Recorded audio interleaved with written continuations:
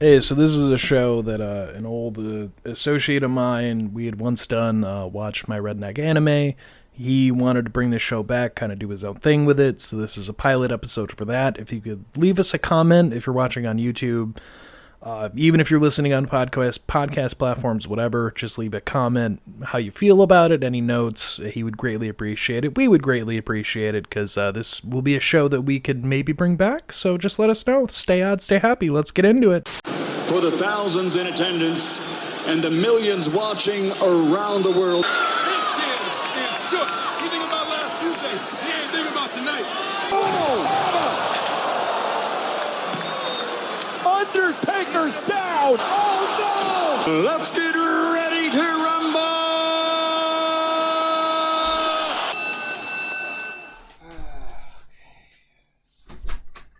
All right. All right.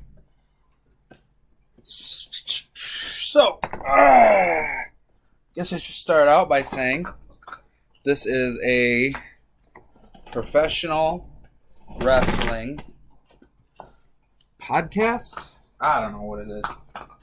All I know is it's professional wrestling related. I have my whole life absolutely loved professional wrestling and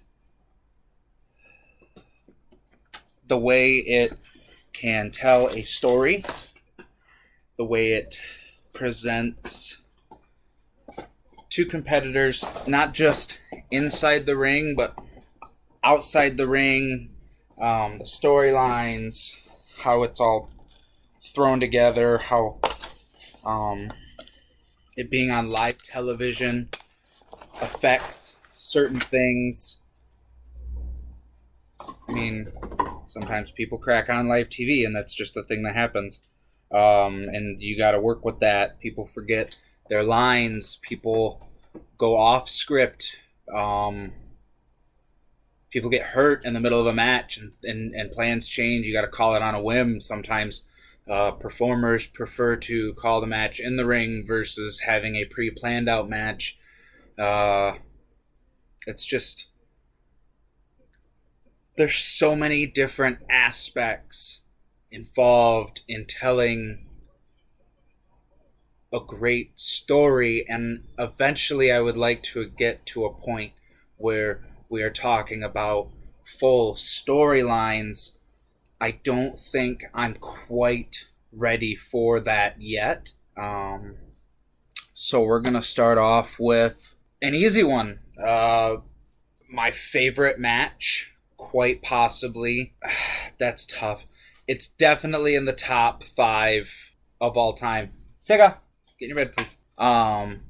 And that match is The Undertaker versus Shawn Michaels at WrestleMania 25.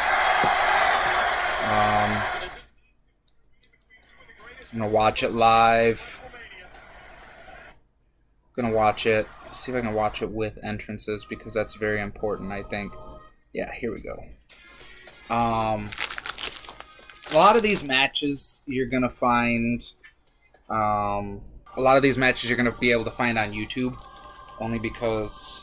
And because there's so many free matches on YouTube that it's just...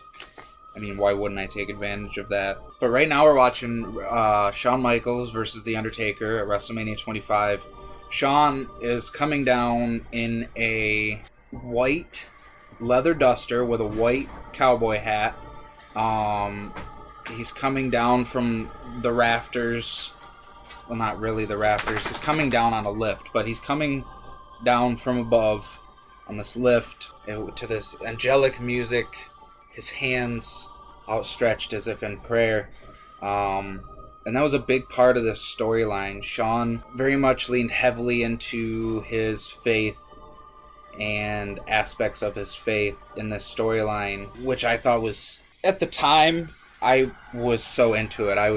This was 2009, so I would have been 11 years old. And this is... At the time, it was my favorite match of all time. My two favorite competitors at the time Shawn Michaels and The Undertaker. And in my mind, as someone who had been an Undertaker fan since he was like 5, so almost half my life at this point when this match happened, I was really excited going into it. My parents were really cool. WrestleMania used to take place only on Sundays, and they were pay-per-view, and we never missed a WrestleMania. We were WrestleMania 23. I have not missed a WrestleMania since WrestleMania 23.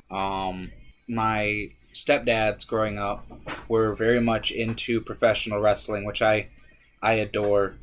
I'm very thankful that they got me into it. It's just great. But Shawn, bringing his very strong beliefs and faith into the storyline against The Undertaker, who is supposed to be this demonic dead guy, wizard, zombie, white,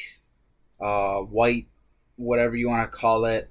Very dark, very light, contrasting elements. These two guys, I don't remember how old they are at the time of this match. Undertaker would have been 44, and Shawn Michaels was also 44. So yeah, I mean, these are two middle-aged dudes, essentially, going out in front of 70,000 plus people. Undertaker's coming up from below now, as if ascending from the depths of hell, as JR puts it. And just the presentation that these two men put into their performances as athletes, but not just as athletes, but also as characters in this world, this carnival that Vince McMahon has just brought onto us. The Undertaker, though, is, at this point, going into this match, he is 16-0 at WrestleMania, and Shawn Michaels had never lost to the... So Undertaker had never beaten Shawn Michaels in a one-on-one match in their careers up until this point. At least that's what they say in the storyline. I'm sure somewhere there's a dark match or whatever. Storyline. Undertaker in a one-on-one match had never been able to defeat Shawn Michaels, and going into this match, they leaned heavily on that. Shawn Michaels might just be the guy to end the streak, which at this point had become this almost mythological goal to attain for these characters, was to defeat The Undertaker at WrestleMania. I think it was Paul Heyman who's quoted recently saying that going into WrestleMania, for the longest time, there were 2 or 3, depending on how you look at the belts, real main event matches. And I don't know, I'm very old-fashioned in the sense that there's only one real main event. Like, we have 2-night WrestleMania and 2-night SummerSlam. And yeah, Saturday night's main event is the main event of the evening, but I'm old-fashioned in the sense that there's one main event, and that is the last match. That is the last match that goes on, and it's what closes out the show. Unfortunately, this year they were not given that spot. They were told, as performers, that they're getting mid-card, essentially, for this larger event. And they were, I don't want to say, well, yeah, they were offended. They were put off by it. I mean, these are two amazing performers in their prime at the grandest stage of them all, WrestleMania 25, and they took quite a bit of offense to going on mid-card, only having a very limited amount of time. I think I'm pretty sure somewhere you can find that they did end up going over. It is a fact that they significantly went over their time, and the producers of the match were freaking out until Vince McMahon finally just was like, "It's fine, just let it go. I mean, this is gold. This is what WrestleMania is built on." As I speak, the match is getting underway. The bell just rang. And as we go into this, we're looking at it as Undertaker is a very large man. He's like 6'9", I think, 6'10", very large, 6'9", 6'10" guy. Shawn, also not a small guy. I think he's like 6'5". I don't know if it's the camera angles. I mean, a couple inches is... The way the story goes is Undertaker's the kind of guy who likes to take his time, pace the match out. He's kind of a slower, methodical character performer. And Shawn is very quick, very fast, kind of strike on your feet, catch as catch can, wrestling. Shawn Michaels is very much a powerhouse, a striker. If he's landing any real big grapple moves, they're gonna land right here. Good. Shawn Michaels just tried to throw a punch, and Undertaker just caught it and tossed Shawn over the turnbuckle, just overpowering him. Another good spot early on in the match. Shawn right here jumping over the Undertaker and feigning in the knee injury. Earlier in the year, Shawn had a storyline with Batista where he pretended to hurt his knee mid-match and then took advantage of it to pick up the win. Storyline, obviously. And I just feel like the psychology these two share in the ring, not just as individual performers, but as a duo going out there and facing each other, is they just know how to read a room. And I don't mean like you walk into a room of 6 people and you're like, I get the vibe. I mean, these guys can stand and perform with each other in the center of an arena surrounded by 70,000+ people, with cameras on them, millions, tens of dozens of hundreds of millions of people around the world watching live, and just put on an instant classic. I mean, these guys went out there for like 40. This is a 42-minute video. Like, that's with entrances. So maybe like a 35-minute match. That's in front of 70,000 people. Like, I couldn't do it, man. I don't get how they do it. I have always aspired to how amazing these performers are and keeping in character, and with how athletic they are, the amount of work they put in on a daily, weekly, monthly, yearly basis. I mean, these guys at this time were home maybe 3 weeks, not consecutive, 3 weeks out of the year. They were working on, if it fell on Christmas, they were, if a live show fell on Christmas, if a live television show fell on Christmas, you bet your ass Vince McMahon was having these dudes work it. It was a Christmas themed show. Undertaker slowing the pace down here. I don't want to feel like I'm calling the match.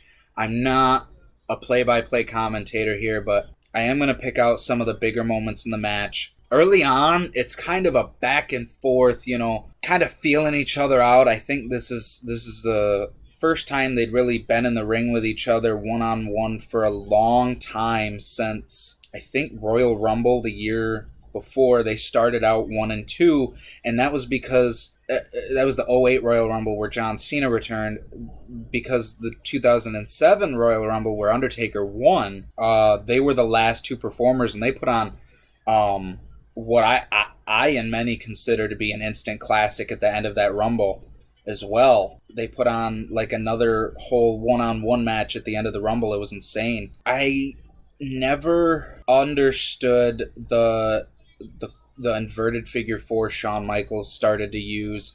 It never really looked like a good move. It looked like it would hurt Shawn more than it would hurt the other competitor. But I guess if you can suspend your disbelief enough to look at it I can't, though. That's one of the few moves I can't look at it and be like, that looks like it hurts. But that's probably one of the only nitpicks I'll have in this match. There's a big thing that comes up later in the match, a big whoopsie. Could have ended very badly. Thankful that it didn't. These guys are old-fashioned wrestlers in the sense that I feel like nowadays you don't see it. They'll pick a part of the body in the match that they want to work on, and they'll work on that specific body part. They will do whatever they can to pick at that body part. And with Shawn being a smaller, well, quote-unquote smaller guy compared to Undertaker, obviously you'd want to see a smaller guy go after the bigger guy's legs. And it's up to someone like The Undertaker to sell that his legs are bothering him. I mean, it's the little things in the matches like that. When he's standing there in the corner and he slaps his leg, that you're like, wow. Or when he's like walking or running in the ring and he limps a little bit. Like, it's the little things in a match that sell it. And as someone who has been a professional wrestling fan for, I could comfortably say 20 years now, there's a reason this is considered by most to be the greatest match in all of WrestleMania history. Partially because of the little things like Undertaker pretending that his knees hurt, or later on in the match, Shawn just pretending that he's just selling that he's so emotionally exhausted as well as physically exhausted in this match that he just can't figure out how to continue. But there's also a point in the match where The Undertaker's the same way. He's like, I don't know what I have to do to end this. I mean, this guy is insane. He's taken everything I can give him, and he give up. He won't quit. Like, this kid is just, I say kid, they're the same age. These guys are just, they were one-of-a-kind performers. Part of a generation of performers, I think, that might be coming back on the rise. I don't like all the flippy-dippy shit. You know, it's really cool every now and again. Chris Jericho was a good one. He would do a lion salt. He would do some springboard slingshot moves, but he didn't. And listen, my thing is there's a place for it. Like, Lucha Libre wrestling is phenomenal. It is great. It is absolutely, I just feel like there's a difference between Lucha Libre style wrestling and the stuff that guys like Javon Evans, who, don't get me wrong, phenomenal performer. He's going to be probably one of the greatest of all time if he can continue to take advantage of the opportunities he's given. He's just it's too flippy-dippy for me. Sol Ruka's another good example. Bless her heart. She's phenomenal. She really is. But the Soul Snatcher finisher is just doesn't do it for me. Mostly because the setup has to be perfect. Like, it's not, like, it's set up to be an out of nowhere maneuver, but it really isn't. I mean, it's very particular setup, very particular payoff, and I personally believe a finisher should be something that you can pull from out of nowhere. I mean, there's a good example of that in this match here. I guess it's not really a finisher, it's a signature move, but The Undertaker has his choke slam, which he can just kind of pull from out of nowhere. Shawn Michaels' Sweet Chin Music is, obviously, that's a big one that comes from out of nowhere all the time. I don't think the younger kids, I don't think these kids these days understand what they're doing. Not just to the product, but to their bodies. And I guess that's my rant on that. We'll get back to the match here. They're heading out of the ring. We're getting close to the spot that I'm talking about, where Undertaker ends up going over. He does a tope suicide dive, essentially. Which, don't get me wrong, it's awesome to see a 300-pound dude do that, but you want to see him do it safely. And unfortunately, the guy who was supposed to be there to catch The Undertaker as he came down was where he was supposed to be, and The Undertaker almost ended up getting his, significantly robbed. So, and here's another nasty spot. Shawn Michaels does a moonsault to The Undertaker to the outside, and he just fucking eats it. I mean, I can't. The sound it makes is rough. There it is. What it felt like to take that. Absolutely disgusting, man. Absolutely disgusting. It's rough, dog. We should get into, though, how amazing the referee was in this match. Hitting all his spots. I don't think referees get enough credit. A lot of people don't get enough credit for the work they do trying to tell these stories. I mean, these referees got to be out here with an earpiece in, talking to the people in the back, making sure the time is, on point, communicating with the performers, what the back wants the performers to know, communicating with the back, what the performers want the back to know, if someone's injured. Apps right here. Oh, yeah. And the dent in the mat he left there was just, that's his head. Yeah, that didn't look great. They're out of the ring, doing what they do. So, there's so many Samoans in wrestling. CM Punk was recently quoted, infinite Samoans. It's crazy how many freaking Samoans there are.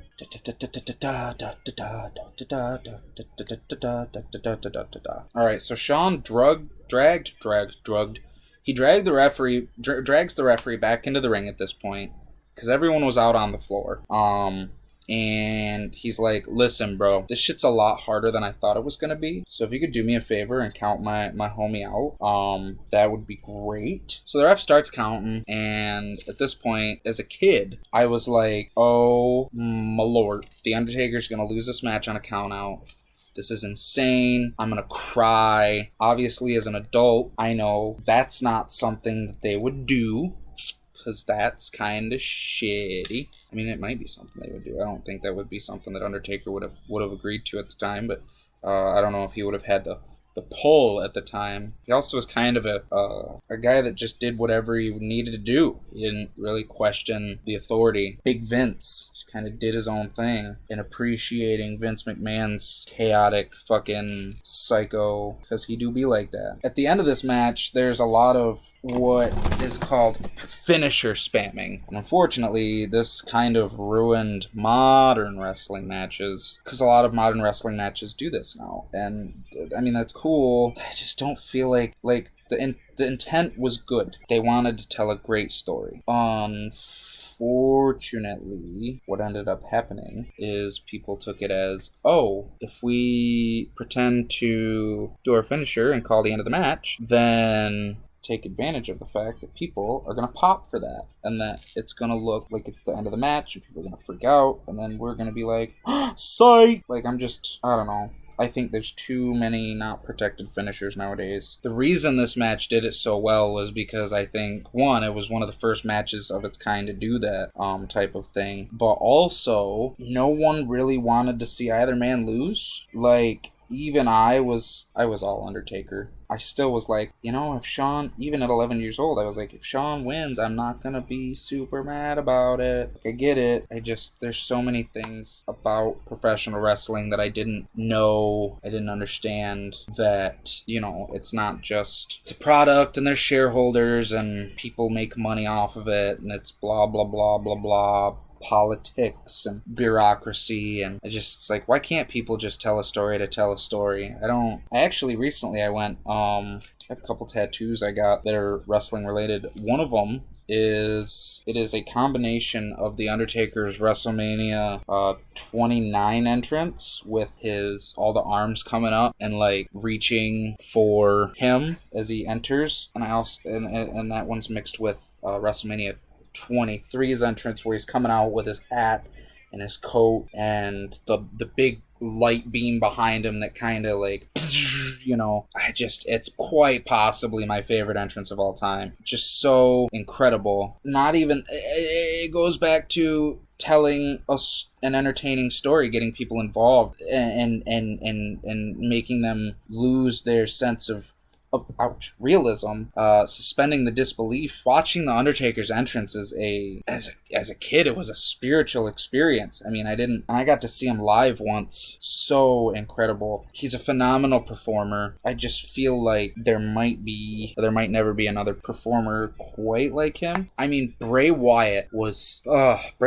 phenomenal. I don't know how someone so incredibly creative. I guess I do. It's a lot of backstage politics and bureaucratic nonsense. I just feel like maybe had Bray Wyatt not passed away in the unfortunate way he did, I think he could have gone on to have a career similar that to in successes as The Undertaker. I mean, The Undertaker retired. He was only a 7-time world champion. I mean, 7 world championships is a lot. I mean, there's some people out there who only have 1. There's also people out there who have like 13, 14 world championships. Triple H, John Cena, Randy Orton, Ric Flair, just to name a few. Hulk Hogan. These are all big names. The Undertaker didn't need double-digit world championships to be what he was.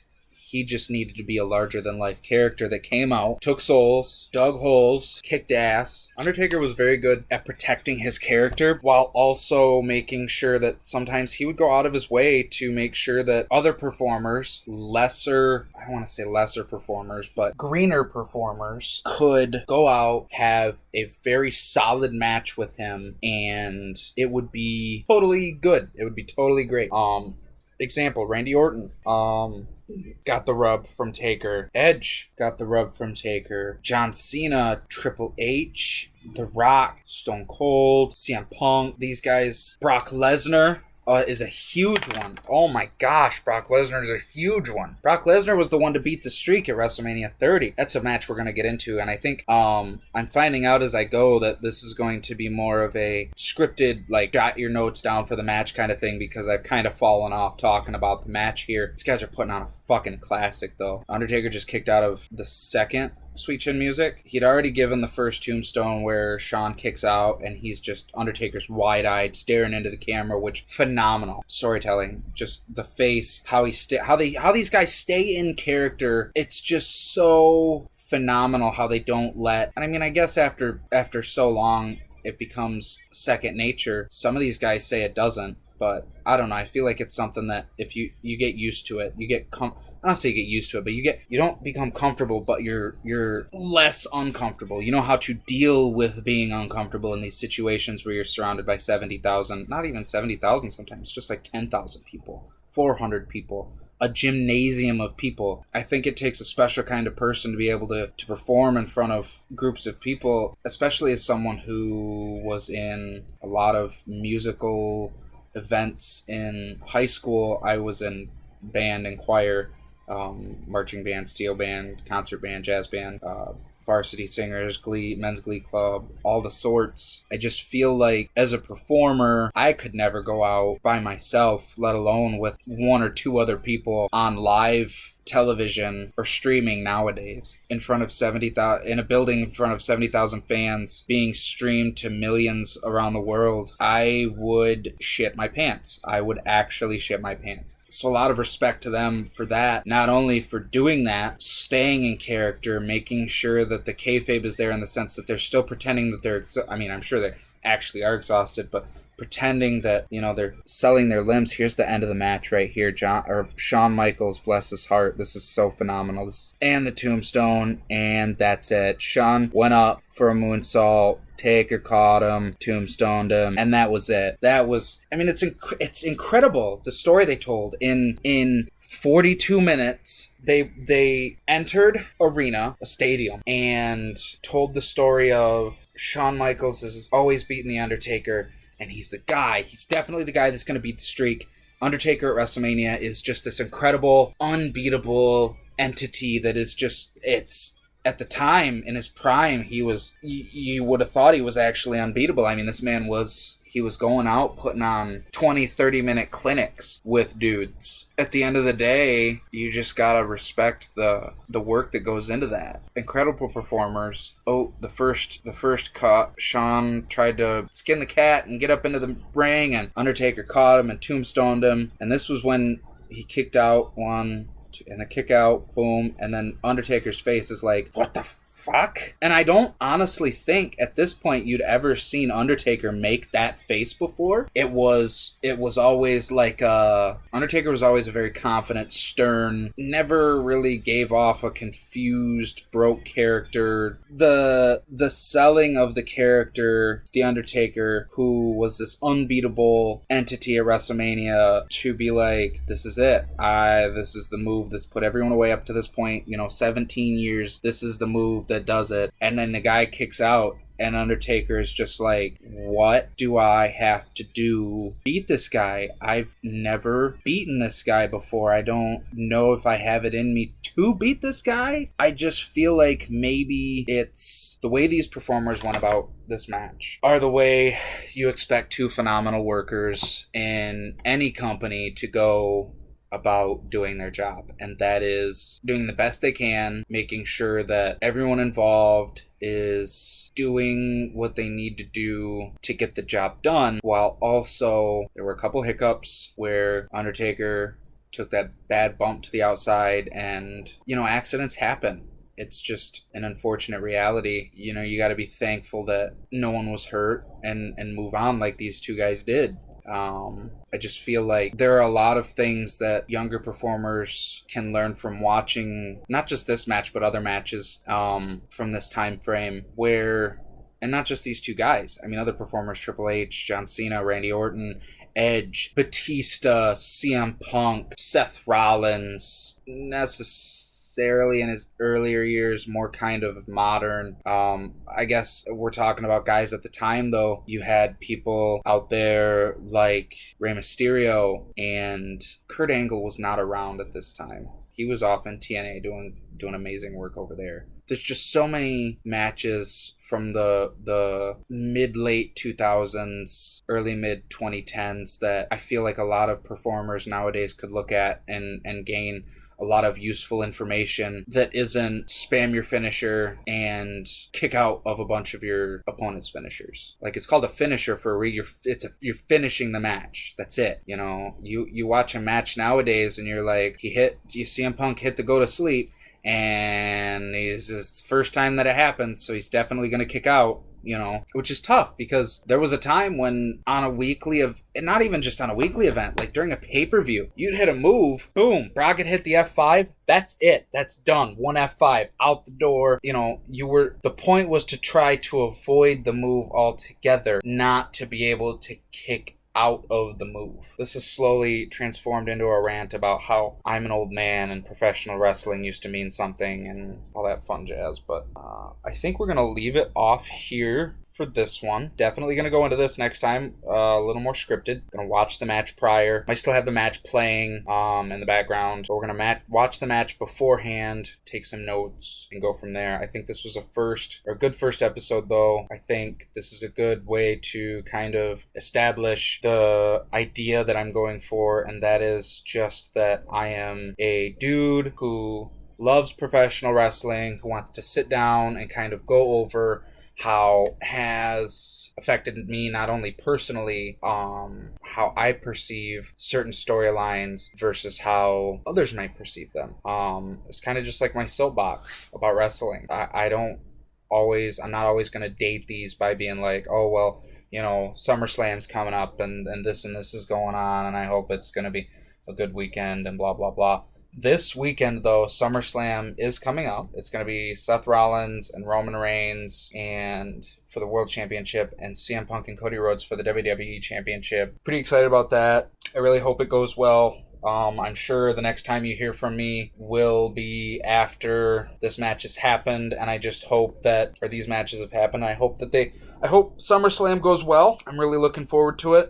Dominic Mysterio versus Danhausen looks like it's going to be really good. Roman versus Rollins, I mean, they're either going to kill it or it's going to be awful. I don't think there's really a middle ground going into this. These guys have been going at it for years. There's just so much story there. I don't think they're going to be able to finish it off in one match, and I don't think that's the intent. I think the intent is to have a longer storyline. Having said that, though, I also think that Bloodline is going to be heavily involved, and I really just wish that we could have a Rollins-Reigns match, no Bloodline. I don't want to deal with all the shenanigans and the bullshit. I just feel like that feud deserves payoff of a 10-year-long feud, almost 15-year-long feud at this point. It's crazy to see how creative can go so incredibly in depth and do so much good in some aspects and also fail and flop so miserably in others. And there's a lot of things that go into that. There's the performers, there's the storylines, there's some of the times the storylines that the performers are given aren't always the best, and that means that this performer might not always be into it. Unfortunately, even the best performers aren't always good at hiding when they're not into it. I mean, look at Randy Orton. He was always known for being the guy that if he wasn't into it, it was a very much a slow, methodical, boring match. A lot of rest holds. Oh, and Brock and Oba as well coming up this weekend. That's